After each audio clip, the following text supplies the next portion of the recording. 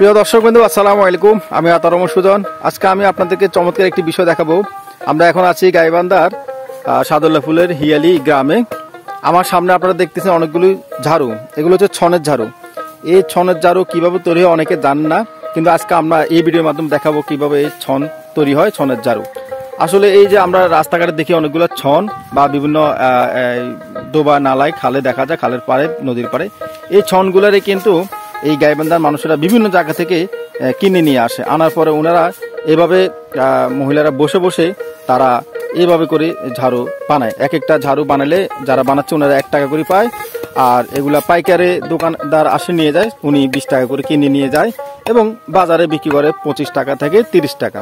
তো এই যে গাইবান্ধার একটি নারী উদ্যোক্তারা সুন্দর একটি কাজ ওনারা বসে না থেকে চালু করেছে এবং নিজেরাও ইনকাম করতেছে এবং আশপাশে অনেক মহিলাদেরকে আসলে ইনকাম করার সুযোগ করে দিয়েছে। তো এই হলো একটা গাইবান্ধার নারী উদ্যোক্তার কাজ, যে ছন দিয়ে ছনের যে ঝাড়ু, সেই ঝাড়ু তৈরি করা।